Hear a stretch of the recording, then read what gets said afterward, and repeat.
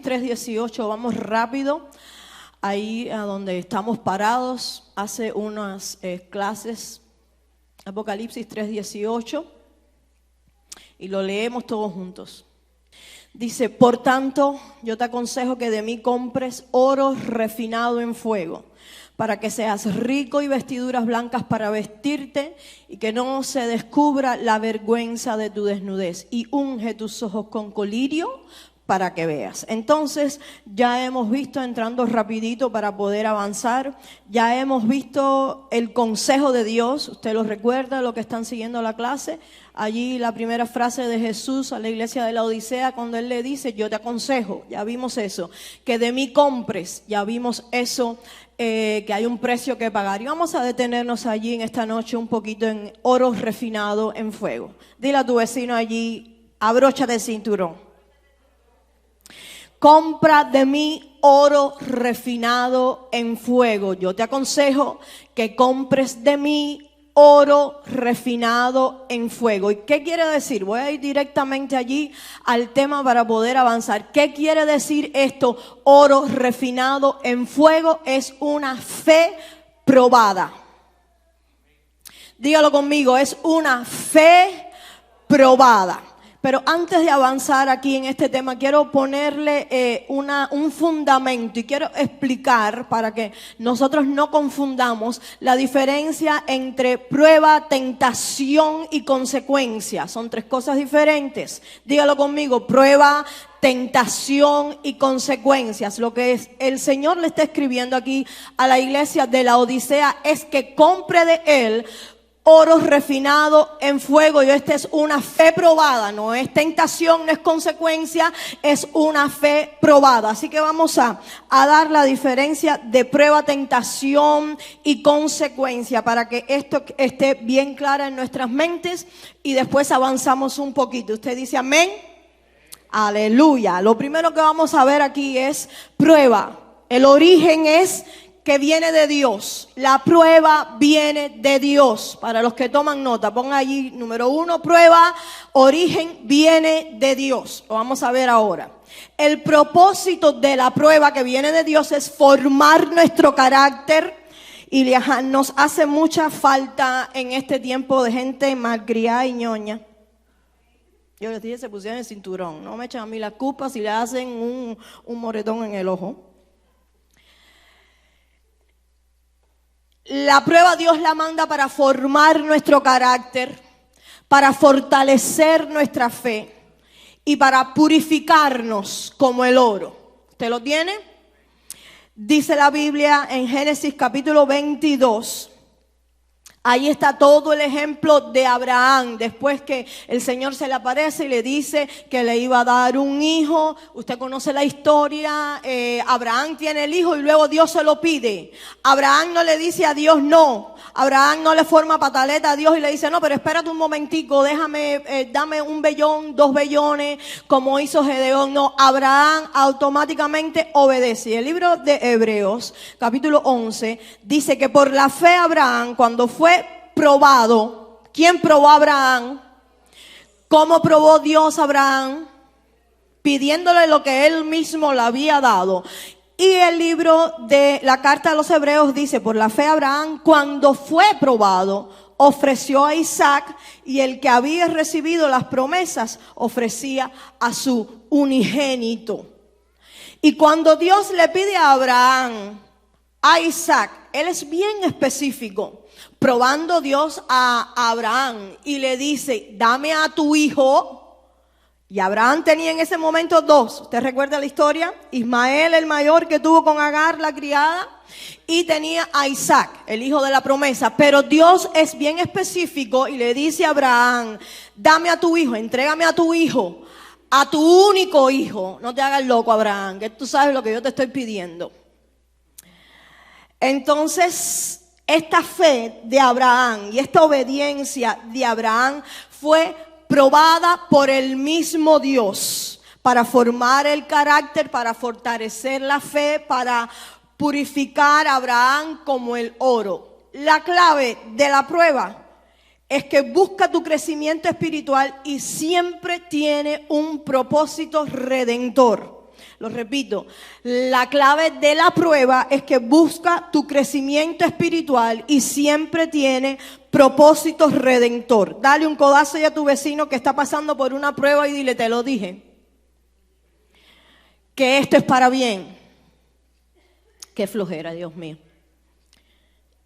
¿Dónde está el pastor para cambiar con él los domingos? Ahora vamos a ver la tentación.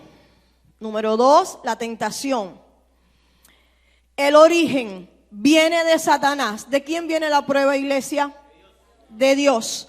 La tentación viene de Satanás y de los deseos de nuestra carne. Santiago lo dice allí mejor que yo en el capítulo 1, verso 13 al 15. Lo leo rápido. Cuando alguno es tentado, no diga que es tentado de parte de Dios, porque Dios no puede ser tentado por el mal, ni Él tienta a nadie. Hello. Sino que cada uno es tentado cuando de su propia concupiscencia es atraído y seducido. Entonces la concupiscencia, después que ha concebido, da luz al pecado, y el pecado, siendo consumado, da luz a la muerte. Así que el origen de la tentación es de Satanás, que produce una mezcla mortal con nuestra concupiscencia, con nuestra carne. El propósito es hacernos caer en pecado para apartarnos de Dios. Ese es el propósito de la tentación, hacernos caer en pecado para apartarnos, alejarnos de Dios. Ahí, a ver, recuerde usted un ejemplo bíblico de una tentación.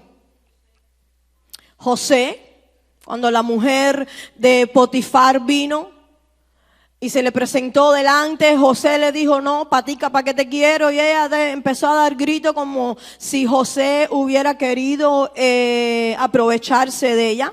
Y más para acá, para el Nuevo Testamento, Jesús, cuando después en capítulo 3 de Mateo, baja las aguas bautismales, abre el cielo, se escucha una voz del Padre que dice, este es mi Hijo amado en el cual tengo complacencia, y se ve descender como paloma, no como una paloma, no era paloma, sino es un símbolo, como paloma, por lo sublime, el Espíritu Santo, y ahí aparece en esa escena perfecta de la Trinidad. Y en el capítulo 4, el Espíritu, diga conmigo, el Espíritu lleva a Jesús al desierto para ser tentado por Satanás. Y le voy a dar una clave rapidito. ¿Cómo vence Jesús a Satanás? A la tentación con la palabra de Dios. Entonces, la clave de la tentación es que la tentación nunca viene de Dios, pero siempre, escucha esto, la tentación nunca viene de Dios, pero siempre Dios te da la salida para vencerla. Nunca la tentación viene de Dios, porque ya leímos al apóstol que nos enseña que Dios no puede ser tentado ni tienta a nadie, pero Él sí nos da la salida para vencerla. Primera de Corintios 10:13. Dice la palabra, el apóstol Pablo dice, no os ha sobrevenido ninguna tentación que no sea humana, pero fiel es Dios, que no os dejará ser tentados más de lo que podéis resistir. Así que dile a tu vecino, tú puedes resistir. Vamos, tú que estás luchando con la misma tentación una y otra vez, dile al enemigo en esta noche, yo necesito que usted tenga la gallardía y el valor de decirle a Satanás, hasta aquí llegó tu party conmigo, porque le estoy pidiendo al Señor que me dé unción para resistir la tentación. Aleluya. No solamente usted tiene que pedirle a Dios, dame la unción para resistir la tentación, sino que usted tiene que ser lo humanamente capaz de decirle, no, Satanás, tú sabes lo que me gusta, pero no lo voy a tocar. Eso fue lo que no hizo Eva cuando Satanás se le presentó. Eva se entretuvo con la conversación de Satanás, pero eso lo que nos deja saber a nosotros es que la conversación a Satanás no hay que escucharle ni la primera palabra. Usted sabe cuando el enemigo quiere golpearte con una tentación en el nombre de Jesús. Dile: Señor, dame la fuerza para resistir al enemigo. Es por eso que el apóstol Pedro dice: someteos pues a Dios. Resistid al diablo. ¿Y qué pasa? Pero tienes que resistirlo. Ayúdame a pasarle la voz esta ahí a tu vecino, que nada más que vea al diablo le tiemblan las canillas y empieza a decir: ay, qué lindo, qué precioso. Y déjame decirte esto: Satanás va a venir a tentarte con lo que él sabe que te gusta. Aquello que tú estás tratando de vencer hace rato, él te lo va a presentar una y otra vez. Tú tienes que resistirle una y otra vez hasta que le cortes la cabeza al gigante. Es por eso que David no solamente mandó la piedra que derrumbó a Goliat al piso, sino que se aproximó rápidamente antes que Goliat se pudiera levantar nuevamente. ¿Y qué le hizo? ¿Qué le hizo? Le cortó la cabeza. Eso tienes que hacer tú con la tentación. Tú tienes que vencer lo que te está venciendo en el nombre de Jesús y cortarle la cabeza para que no se levante más. Y usted sabe ¿cómo usted puede, valga la redundancia, saber que ya tú venciste un área en tu vida, una tentación cuando se te presenta nuevamente?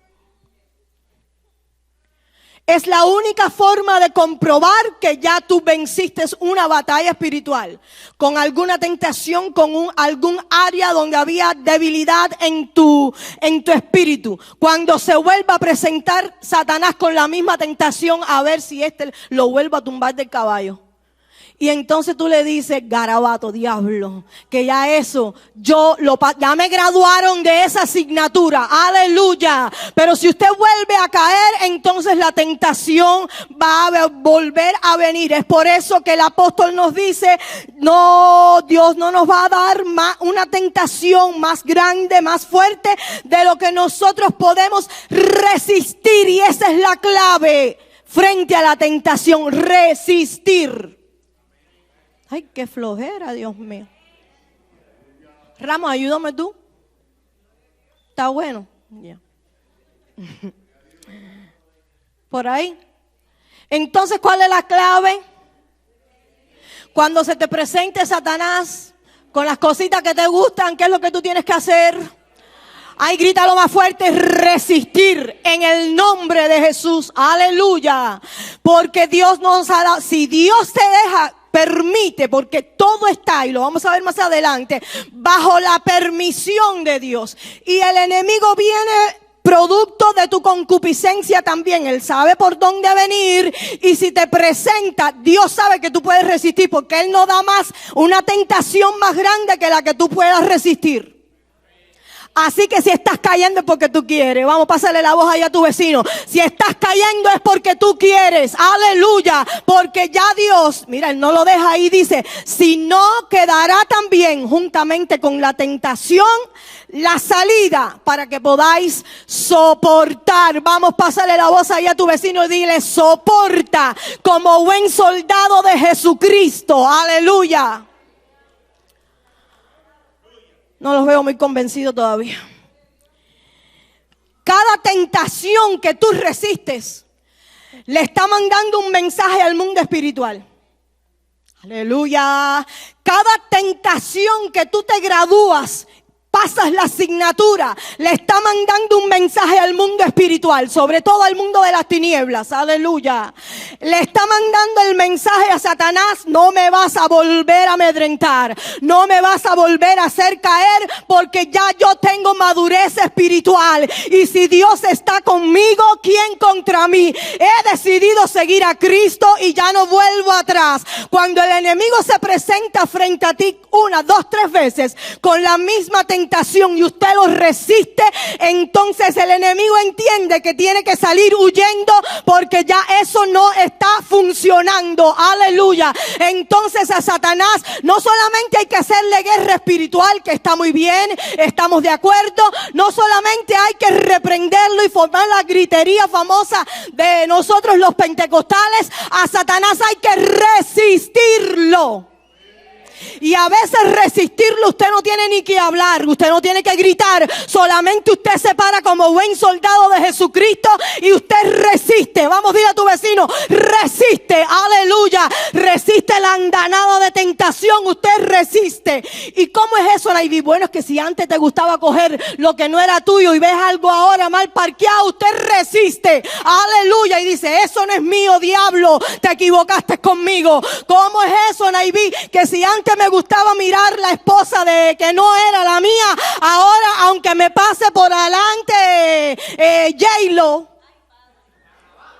ahora yo le digo, diablo, te equivocaste porque con Cristo estoy juntamente, recuerda esto es con la palabra, escrito está, con Cristo estoy juntamente crucificado y ya no vivo yo, mas vive Cristo en mí. Y en lo que vivo ahora lo vivo por la fe en el Hijo de Dios, el cual me llamó, aleluya. Y Él me da la capacidad de resistencia. Vamos, dilo conmigo, Cristo me da la capacidad de resistir las tentaciones.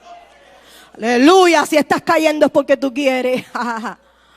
Oh, vamos, yo te estoy invitando en esta noche, pasa la página, dile al enemigo que él ya no tiene más parte ni suerte contigo, que tiene que ir a buscar a otro cliente porque ya contigo se va el infierno a bancarrota contigo, en el nombre de Jesús. Vamos, dile a tu vecino, ciérrale la panza del infierno, ponlo en bancarrota, se acabó el cuento del enemigo conmigo. Aleluya.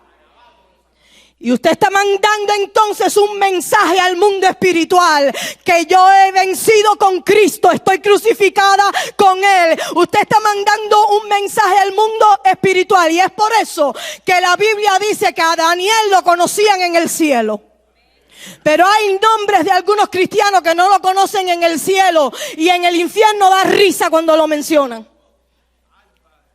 Oh, resístele el juego al diablo. Vamos, dile a tu vecino, resístele el juego al diablo. ¿Cómo te tentaba Satanás antes? No, porque yo donde se cae el burro le doy los palos. Resístele el juego al diablo y guarda el palo y deja al burro tranquilo. Aleluya. No, porque yo no soy hipócrita. No es ser hipócrita, es no ser carnal. Entonces el enemigo ya no tiene más parte conmigo, ya él no me va a seguir. Déjame decirte algo, que el enemigo es un bully.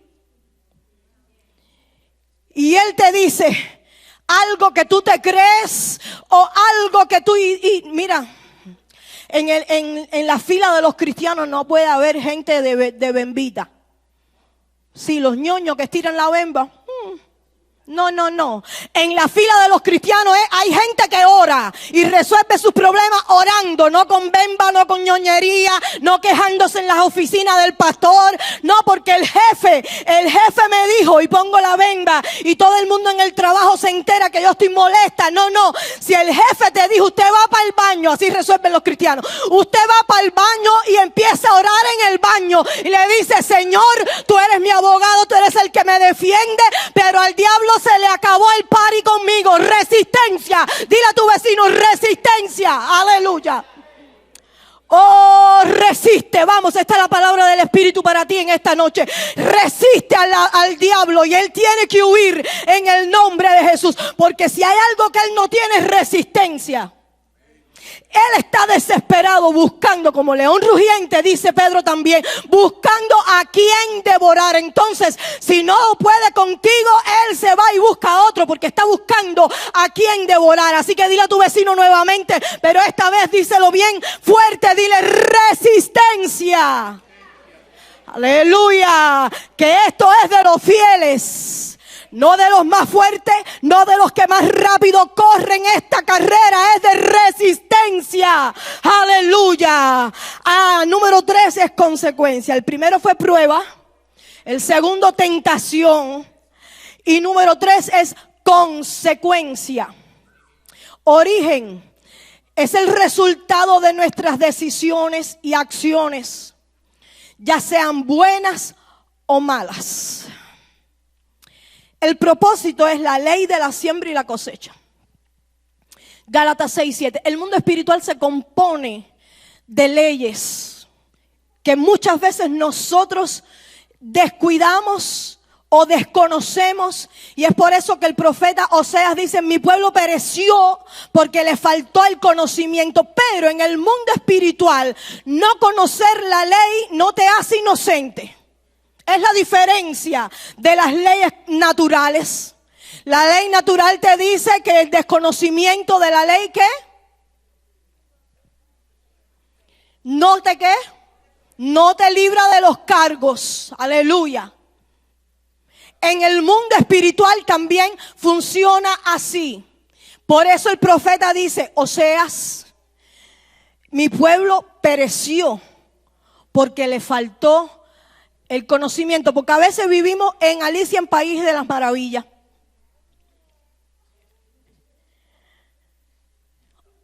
O la Caperucita Roja. Y pensamos que el diablo solamente anda matando por allá en África gente. Y el apóstol dice: no ignoréis. Vamos, dile a tu vecino: despiértate. Despiértate. No ignoréis las maquinaciones de nuestro adversario. Es una persona que se opone. Y eso es uno de los títulos de Satanás. Él es el adversario, el que se opone, el que se resiste al propósito de Dios en tu vida, el que no quiere que tú seas salvo, el que no quiere que Dios te bendiga, el que no quiere soltar a tu hijo, el que no quiere soltar tu familia, el que no quiere soltar tu economía. Él es el adversario, el que se opone a todo lo que Dios ha diseñado para nosotros. Pero nosotros, la iglesia, muchas veces desconocemos que Él se está oponiendo. El propósito de las consecuencias es la ley de la siembra y la cosecha. Gálatas 6:7. Por favor, si no lo tienes anotado, anótalo allí. Subráyalo. No os engañéis, no ignoren. Si hubiera sido yo la que hubiera escrito esto, hubiera dicho: no sean tontos. Dios no puede ser burlado. Pues todo, diga conmigo, todo, sea bueno o sea malo, sea una buena siembra o sea una mala siembra, todo lo que el hombre sembrare, eso también segará. Yo te voy a dar un segundo, mírate ya a tu vecino y pregúntale: ¿qué estás sembrando?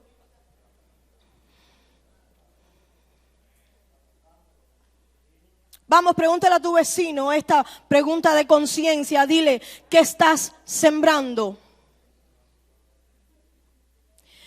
Ahora dile: lo que estás sembrando, eso vas a cosechar. Dios permite que enfrentemos el fruto de lo que hacemos. ¿Para qué? Para enseñarnos y corregirnos.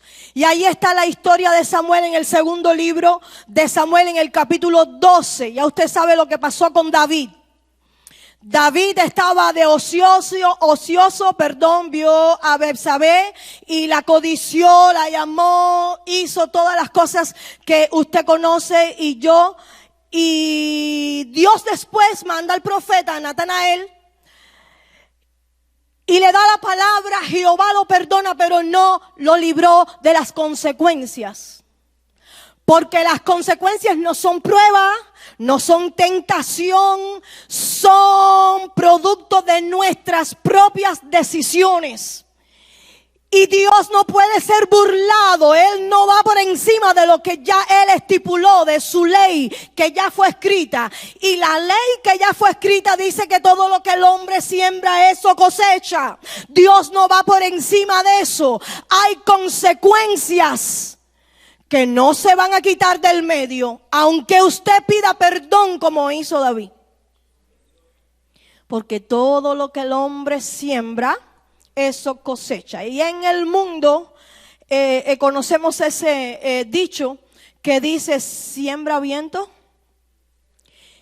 y cosechas tempestades. Entonces David pidió perdón, escribió Salmo 51, ten misericordia de mí, oh Dios, ten misericordia de mí. Amén. Pero después el filo de la espada no se apartó de su casa y tuvo esas consecuencias David. Entonces la clave de las consecuencias es no siempre es prueba ni tentación, es el resultado de una elección. Sea bueno o sea malo, pueden ser buenas consecuencias de alguna decisión buena que usted tomó. Por ejemplo, al enseñar a sus hijos en casa, al traer a los hijos a la casa del Señor, ahora usted está cosechando el fruto de esa siembra que hizo buena. ¿Estamos entendiendo entonces la diferencia entre prueba, tentación y consecuencia? Entonces ahora salta una pregunta. Oro refinado en fuego, fe probada. ¿Por qué envía Dios pruebas a nuestras vidas? ¿Por qué envía Dios pruebas a nuestras vidas? Porque recuerde que hablamos de las pruebas y dijimos que las pruebas son enviadas por parte de Dios. Número 1, ¿por qué envía Dios pruebas a nuestras vidas? Número 1, para purificar nuestra fe. Primera de Pedro 1, 6 y 7. Dios envía pruebas o permite las pruebas a nuestras vidas para purificar nuestra fe. Dice el apóstol, Primera de Pedro 1, 6, 7, dice, en lo cual vosotros os alegráis, aunque ahora por un poco de tiempo, si es necesario, tengáis que ser afligidos en diversas pruebas, para que sometida a prueba vuestra ¿qué? Ay, Dios mío, yo voy a soltar esto aquí y me voy para mi casa. Sometida a prueba ¿qué? Vuestra fe, mucho más preciosa que el oro, el cual, aunque perecedero, se prueba con fuego, se refina en el horno, con calor, con fuego. Y aquí el apóstol está haciendo una metáfora de comparación entre el oro y la fe. Entonces el apóstol nos está explicando que la fe tiene que ser probada con fuego, como el oro es probado con fuego. Sea hallada entonces, después que la fe es probada, en alabanza, gloria y honra cuando sea manifestado Jesucristo. Así que Dios usa la prueba para quitar impurezas espirituales y fortalecer lo genuino de nuestra fe.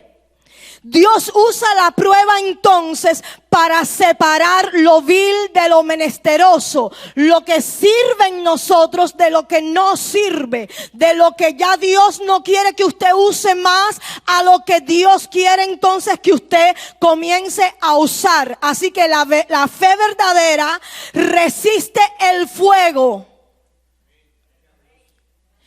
Pero la fe que no es verdadera, con el fuego se derrite. Y es por eso que usted ve tanto creyente llorando por los rincones. Y es por eso cuando viene la prueba fuerte y te meten en el horno que ha sido calentado 7 veces más de lo que se acostumbra normalmente, usted se derrite todo en el horno y comienza a buscar ayudas que no son las del Espíritu Santo y comienza a quejarse. Entonces sales de la calle de la alabanza y te mudas para la calle de la queja. Ahí te quiere Satanás. Dile a tu vecino, ahí te quiere Satanás, quejándose. Porque cuando usted está quejándose, las manos de Dios no pueden trabajar a tu favor, porque la queja es el idioma del infierno, la alabanza es el idioma celestial, el idioma divino. Usted quiere recibir respuesta de Dios en medio de la prueba, comienza a alabar a Dios, comienza a engrandecer el nombre del Señor. Es por eso que una de las cosas que más yo disfruto hacer dentro del culto a Dios es entronar a Dios. Cuando yo entrono a Dios, no me tengo que gastar mi saliva con los demonios, no me tengo que gastar mi saliva reprendiendo, no, porque cuando Dios se aparece en el escenario del hombre, las cadenas solas comienzan a retirarse, la oscuridad sola comienza a ser desplazada por la luz admirable de Cristo Jesús. Es por eso que en medio de mi horno yo le alabo de corazón, yo le alabo con mi voz, como dice ese coro viejo. Y si me quitan la voz, entonces yo le alabo con mis manos. Y si me quitan las manos, yo le alabo con mis pies. Y si me quitan los pies, yo le alabo con el alma. Y si me quitan el alma, entonces porque hace rato yo estoy enfrente de la cara de mi amado. Aleluya. Entonces la fe verdadera resiste el fuego. Vamos, dile a tu vecino, la fe verdadera resiste el fuego. La falsa se derrite. Es por eso que los verdaderos creyentes, usted lo ve pasando por el valle de sombra y de muerte con un himno de victoria en sus labios. Usted ve a los verdaderos creyentes maduros en la fe que tienen un hijo enfermo, las lágrimas están corriendo, pero de su boca solo sale un aleluya, como aquella mujer tsunamita que se murió el hijo y ella salió a buscar al profeta. Cuando se encontró con el criado le dijo, mujer, ¿qué? ¿Cómo está todo? Y ella dijo, todo bien, fe probada en fuego, aleluya. Dile a tu vecino allí que tu fe no se derrita. Vamos, dile a tu vecino que tu fe no se derrita. Y si está siendo probado en esta noche, levanta tu mano y dile, Señor, dame resistencia. Que mi fe no se derrita en medio del horno. Aleluya. Job fue probado. Lo perdió todo, familia, bienes. Primero cuando se apareció Satanás allí frente a la presencia de Dios. Dios le dio permiso que tocara todo menos su cuerpo. Después entonces se termina ese capítulo con la mujer de Job diciéndole, maldice a Dios y muérete. Y Job le dijo, garabato. Jehová dio, Jehová quitó, sea el nombre de Jehová bendito. Pero entonces Satanás lo estaba escuchando, como nos está escuchando a nosotros cuando alabamos y decimos garabato, y va para allá otra vez y le dice, Jehová le dice, ¿viste cómo mi siervo Dios Job se mantuvo íntegro? Y Satanás le dice, sí, porque no me dejaste que le tocara el cuerpo. Cuando si yo le toco la salud, entonces él sí. Y Dios le dijo, tócale la salud. Y entonces le entró a Job una rasquiña. Y ahí comienza entonces ya a entrar en aguas profundas el libro de Job. Y entran los amigos de Job en juego. Los primeros capítulos 6, 7, 8, 9. Ahí están los amigos y Job respondiéndole. Pero Job no se había dado cuenta que estaba saliendo cositas que habían en su corazón.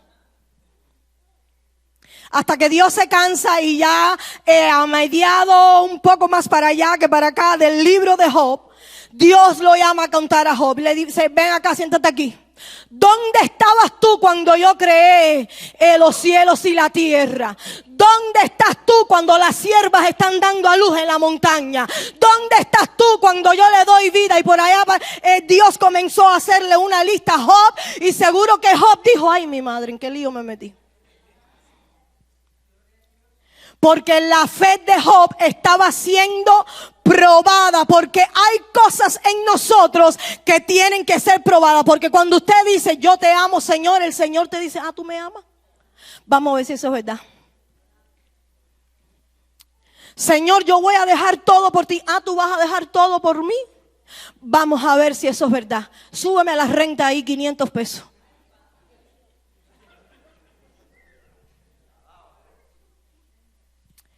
Job fue probado, pero en el capítulo 23, en el verso 10 dice, mas él conoce, aleluya, mas él conoce mi camino, me probará y saldré como oro. Así que la fe de Job entró en un proceso, aleluya, de horno. Pero la fe de Job casi se derrite, pero no se derritió. Era buena, era verdadera. Era oro de 24 quilates. Y la fe de Job fue refinada y purificada. Y el proceso de Job tuvo 3 etapas como mismo nuestros procesos tienen 3 etapas. Diga conmigo, 3 etapas. El principio de la prueba, como nos enseñaba el pastor hace unos domingos. A mediados de la prueba, que es cuando el horno está ya, a full, usted no sabe si ir para adelante o para atrás. Y el final de la prueba. Pero fíjense la fe de Job. Que al principio de la prueba, Job dijo, Jehová dio, Jehová quitó. Sea el nombre de Jehová bendito. Cuando se puso la prueba bien difícil, el horno ardiendo, los amigos allí dando consejos de todo lo que era y lo que no era, Job dice justo en el capítulo 19, en el verso 20, yo sé que mi Redentor vive. Cuando las paticas querían comenzar a flaquearle, cuando ya no sabía con qué se iba a rascar, cuando ya él se sentía, y en uno de los capítulos anteriores dijo, maldigo el día en que nací. Entonces cuando estaba ya a punto de que la fe se derritiera, él dijo, garabato, yo sé que mi Redentor vive, aleluya. Y al fin se levantará sobre el polvo, y luego de deshecha esta mi piel, en mi carne he de ver a mi Señor, aleluya. Y como que volvió a recobrar un poco de ánimo, como que recobró otra vez un poco de vigor en sus huesos, porque estaba siendo grandemente abatido. Y al final, ya después que Jehová le dijo, mira Job, coge el camino otra vez antes de que pase algo aquí.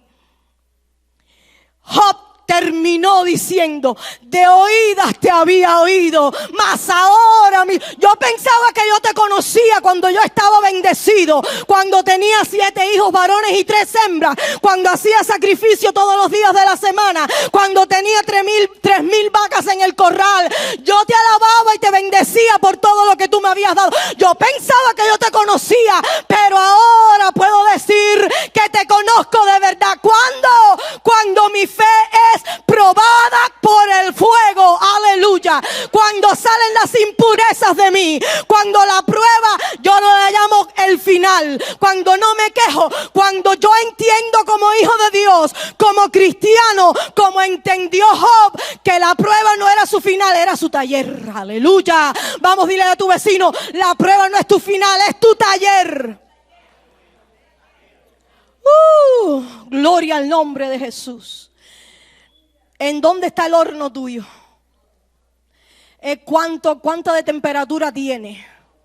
Tienes que entender en esta noche, hijo de Dios, que estás aquí hoy escuchándome bajo el sonido de mi voz, que la prueba no vino para matarte, aleluya. La prueba vino para moldearte. La prueba no vino para destruirte. La prueba vino para quebrantar lo que hay en ti que no le sirve a Dios. Porque hay cosas en nosotros que no le sirven a Dios. Él quiere cambiarlas. Es por eso que el apóstol dice en Romanos capítulo 12, transformaos vuestro entendimiento, aleluya. Porque hay cosas que ya no le sirven a Dios. Vamos, dile a tu vecino, hay cosas que ya no están funcionando para Dios. Si te quieres quedar en el mismo lugar donde estás, quédate. Yo no, yo quiero pasar al otro lugar que Dios tiene reservado ya para mí, aleluya. Yo quiero seguir cumpliendo el propósito de Dios en mi vida. Así que este tren, dile a tu vecino, este tren, ni las pruebas ni las luchas, como cantábamos también, mami, ¿te acuerdas? Ni las pruebas ni las luchas, nadie lo podrá pagar, aleluya. Que mira para qué es don mío. Que el gozo que siento yo, el mundo no me lo dio. Y como no me lo dio, no me lo puede quitar, aleluya. Yo no sé a ti, pero al mío no. Vamos, dile a tu vecino, el gozo que yo tengo me lo dio papá. El gozo que yo tengo me lo regaló él en la cruz del Calvario. Y la fuerza del Espíritu Santo viene de ese gozo, aleluya. Oh, la prueba no es el final. Yo quiero repetirlo eso a alguien en esta noche. La prueba no es tu final. Vamos, dile a tu vecino, señálalo con el dedo allí, con la autoridad, el dedo de la unción, y dile, la prueba no es tu final, aleluya. La prueba revela tu fe, pero también revela al Dios que no falla. Aleluya. Oh, gloria, gloria, gloria al nombre de Jesús. La prueba revela lo que hay dentro de mí, mi nivel de madurez, todo lo que yo necesito cambiar. Pero mientras yo estoy siendo probada, el Dios no me desampara, el Dios de mi salvación, como estuvo con Daniel allí en el pozo de los leones, está conmigo mientras yo estoy siendo probada. Como estuvo con los 3 jóvenes hebreos dentro del horno de fuego, Él está conmigo. Así que la prueba no solo revela el cristiano que hay en mí, sino al Dios que yo le sirvo. Y Él prometió estar conmigo todos los días, en el horno, en el fuego, en el desierto, en la lluvia, hasta el fin del mundo. Aleluya.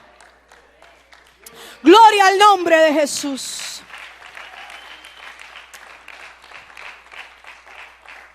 Así que número 1, la prueba viene para purificar nuestra fe. Número 2, para producir madurez espiritual. Y con esta nos vamos. Las otras 3 las vemos el viernes. Para producir madurez espiritual. Recuerde que estamos parados ahí en el verso 18 del capítulo 3 de Apocalipsis. Por tanto, yo te aconsejo que compres de mí, ¿qué? Oro refinado. Ay, pero es que hay que comprar prueba. Para producir madurez espiritual. Recuerde que en el contexto donde se encontraba la Odisea y que Cristo le envía el mensaje, la Odisea tenía todos los bienes, todo el éxito que había para el contexto histórico de aquel tiempo, pero no tenía una fe probada. Dice Santiago 1, 3 al 4, la prueba de vuestra fe produce paciencia, como tengo yo cuando usted no alaba al Señor.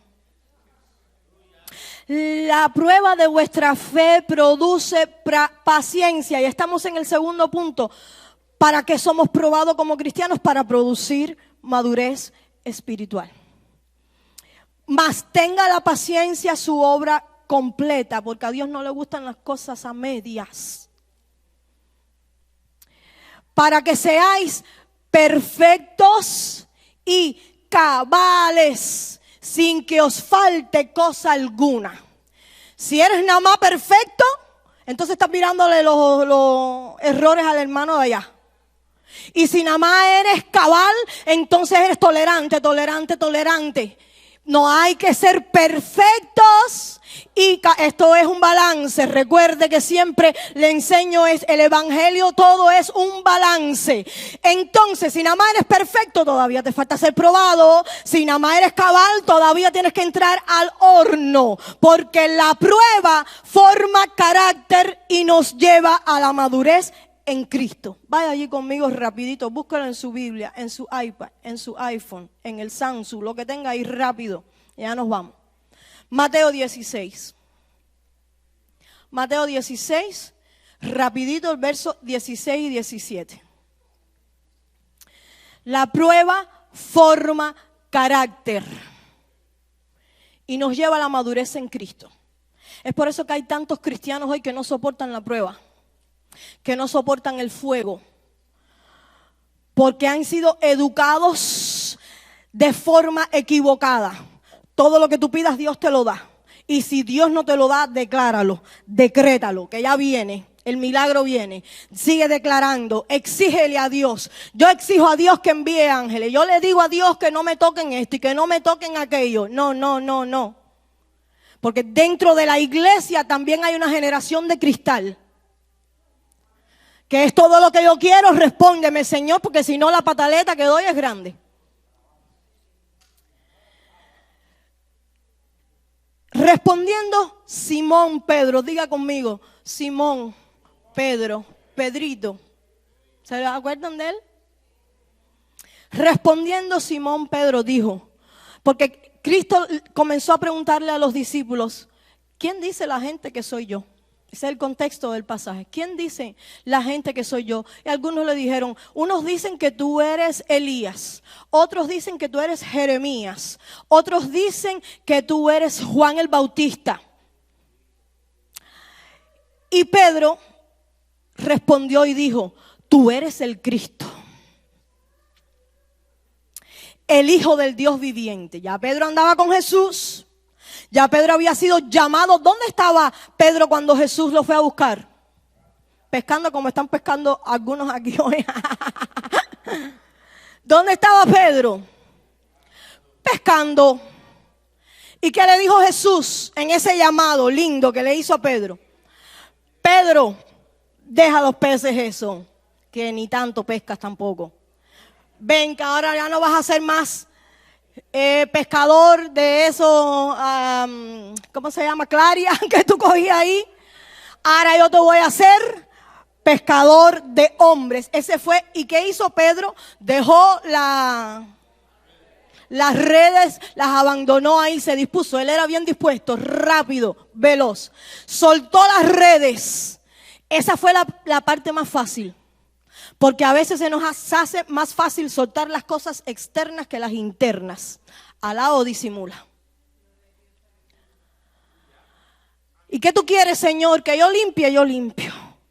No, pero lo que Dios quiere es que tú no te pelees más con el viejo que tienes en la casa. Ah, no, pero esa parte sí está difícil, porque ese viejo, tú sabes cómo es ese viejo. Y el Señor te está diciendo, yo sé quién es el viejo, pero también sé quién eres tú. Entonces se nos hace más fácil soltar las cosas externas que las que están aquí adentro guardadas. Y Dios quiere lo que está guardado. Aleluya. Dios quiere lo que tienes escondido ahí. Él lo quiere para cambiarlo. Respondiendo Simón, Pedro dijo, tú eres el Cristo, el Hijo del Dios viviente. Entonces ya Pedro había sido llamado, él soltó la red y ahora entonces está siendo convencido. Sígame. Primero lo llamaron y ahora lo están convenciendo. El Hijo del Dios viviente. Verso 17, entonces les respondió Jesús. Bienaventurado eres Simón, hijo de Jonás, porque no te lo reveló carne ni sangre, sino mi Padre que está en los cielos. Entonces Pedro había sido convencido por el Padre de quién era Jesús. Él era el Cristo, era el Mesías que estaban esperando, el escogido, y Pedro lo suelta rápido porque el Padre puso eso dentro de él, esa revelación, y Pedro le dice, tú eres el Cristo, el Hijo del Dios viviente. Entonces Jesús le dijo, eso no te lo reveló nadie, ni carne ni sangre, eso te lo reveló directo mi Padre que está en los cielos. Pero unos versos más abajo, ay Pedro, vaya ahí al verso 21. Dice, desde entonces, ¿lo tiene? Desde entonces, en el mismo capítulo, el mismo Pedro con Jesús, que ya Pedro había sido llamado, había sido convencido, pero le faltaba un detalle, convertirse. Y en el verso 21 dice, desde entonces comenzó Jesús a declarar a sus discípulos que le era necesario ir a Jerusalén y padecer mucho de los ancianos, de los principales sacerdotes y de los escribas, y ser ¿qué?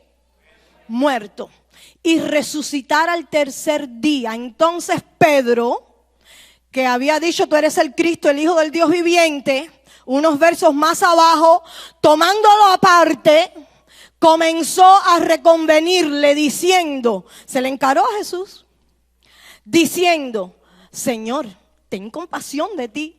En ninguna manera esto te acontezca. Pero él volviéndose, Jesús dijo a Pedro, quítate de delante de mí, Satanás. Unos versos anteriores había recibido una revelación del Padre. Y ahora versos más abajo, entonces Jesús le dice, quítate de delante de mí, Satanás, me eres tropiezo, porque no pones la mira en las cosas de Dios, sino en las de los hombres. Porque a Pedro le faltaba convertirse, alcanzar madurez, y eso que estamos hablando, la fe es probada para formar carácter, porque la gente inmadura hace esto que hizo Pedro. Un momento te habla de parte de Dios y un momento te habla de parte de Satanás. Alaba. Y un momento te dice, me voy a comer el mundo, y al otro, a los 3 versículos más para abajo, te dice, ora por mí que me entró la depre. Entonces la fe tiene que ser probada en nosotros. Esto es contigo y es conmigo. Levanta tu mano y es conmigo. La fe tiene que ser probada para que alcancemos el carácter de Cristo, se perfeccione en nosotros, para que Cristo sea formado en nosotros, para que ya no se te salga más el Simón y te quedes con Pedro nada más. Es por eso que a veces Jesús no sabía cómo decirle si Simón o Pedro, y le decía Simón, Pedro. Yo supongo que Jesús lo veía venir y lo trataba de escudriñarlo. ¿Cómo vendrá hoy? ¿Con Simón o con Pedro?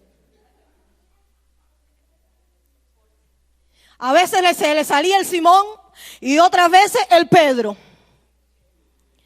Pero hay que alcanzar madurez. Dile a tu vecino, escoge. Vamos, dile a tu vecino, escoge o Simón o Pedro. Pedro estaba siendo transformado, y no porque Pedro hizo esto y porque traicionó a Jesús y otras cosas más, también Jesús no lo desechó, porque Jesús lo estaba formando. Jesús estaba formando a Simón para que se levantara Pedro, la roca, y es por eso que Jesús también más adelante le dice, y yo te digo que tú eres Pedro, no se te olvide, dale un palo a Simón, tú eres Pedro, y sobre ti edificaré mi iglesia y las puertas del Hades no prevalecerán en contra de ella. Aleluya. Pero vamos a ver qué pasa entonces en Lucas. Capítulo 22. Lucas 22. Jesús estaba perfeccionando a Pedro, prueba tras prueba, porque hay gente que necesitan más prueba que otros. ¿Verdad, hijo? Sí. Capítulo 22, 31 y 32. Dice, dijo también el Señor, Simón, Simón, ¿con quién era esto? No. Con la parte que, el que metía el pie, ese. Con Simón, Simón. Era con Simón, no era con Pedro. Es que tienen que escudriñar la escritura para que usted vea que algunas veces Jesús le dice Simón Pedro, otras veces le dice Pedro y otras veces le dice Simón, Simón. Me tienes hasta el último pelo. Simón, Simón. He aquí, escucha, Satanás. ¿Quién pidió a Pedro? Igual que pidió a Job. Satanás os ha pedido para sanar, pero aquí hay un detalle que me apasiona y por eso entiendo que en medio de la prueba Dios está conmigo, porque Satanás tiene que ir a pedir. Él no puede hacer nada individualmente, él no trabaja así, él tiene que pedir permiso, como fue a pedir permiso a Job. Dice aquí la Biblia, Satanás os ha pedido.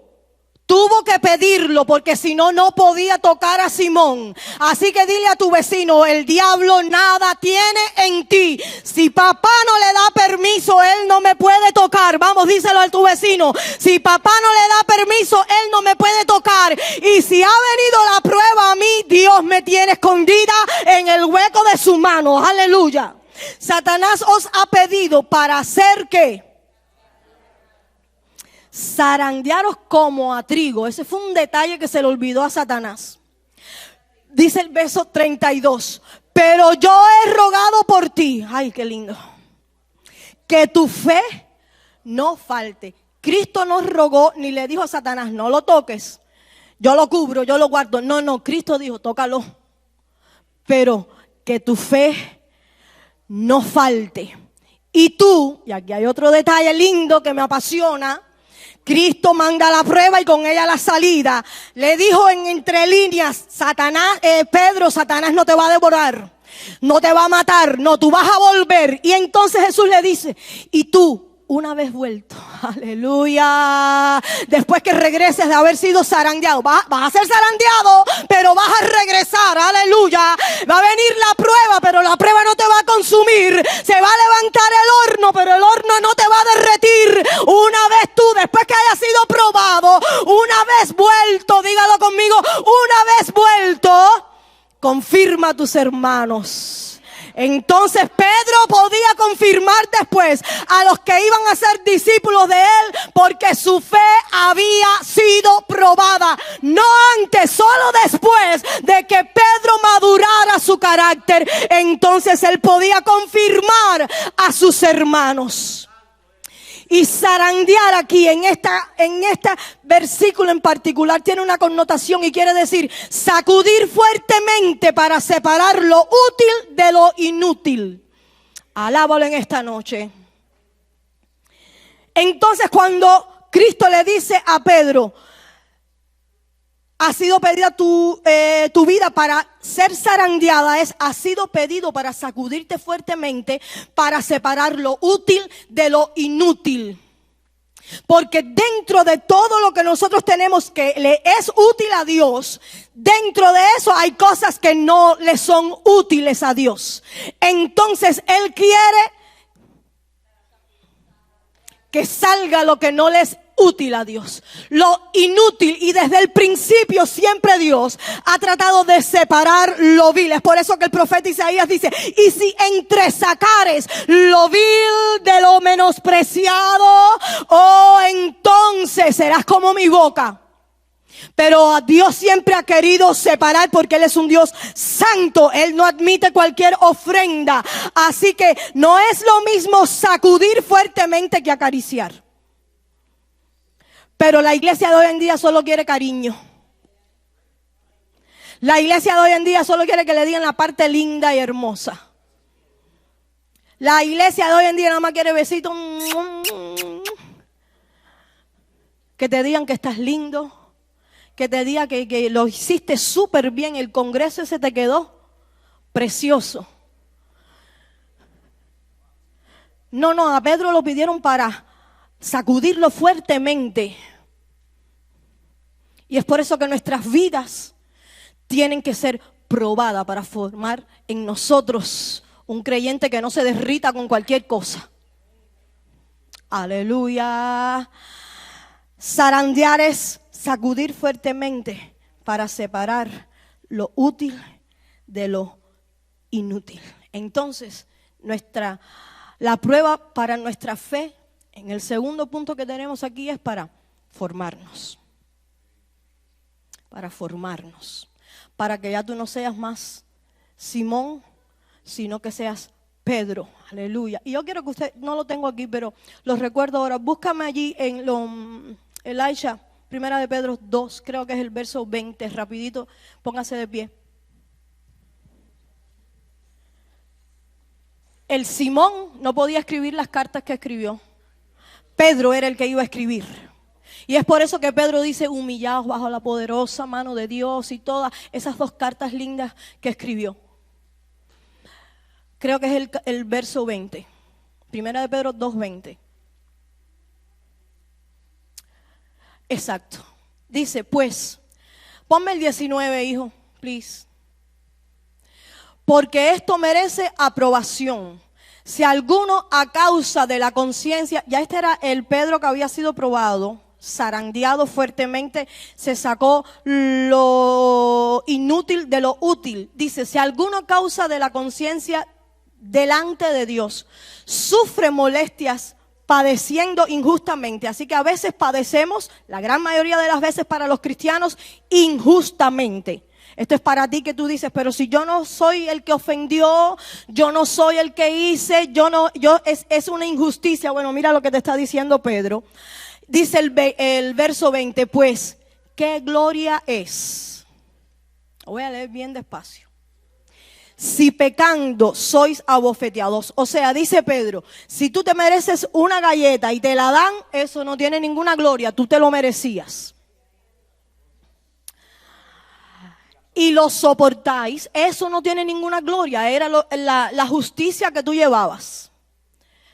Pero entonces dice Pedro, mas si haciendo lo bueno sufrís y lo soportáis, esto ciertamente es aprobado delante de Dios. Vamos, levanta tus manos conmigo en esta noche. Aleluya. Se acabó el cristianismo Mickey Mouse, se acabó el cristiano llorón y ñoño. Vamos, dile a tu vecino, oh, qué gloria hay si tú pecando sois abofeteado y lo soportáis, mas si haciendo lo bueno sufrís y lo soportáis, esto ciertamente es aprobado delante de Dios. Vamos, soporta como buen soldado de Jesucristo, aunque sientas que estás haciendo todo bien, aunque te has escudriñado como se escudriñó Job una y otra vez, un capítulo, 2 capítulos, 3 capítulos, Job diciendo que él se había escudriñado y que no tenía pecado. Ven Dios y examíname, yo no he hecho nada malo. Si tú estás allí en esos capítulos de Job, te voy a decir, pasa la página, aleluya,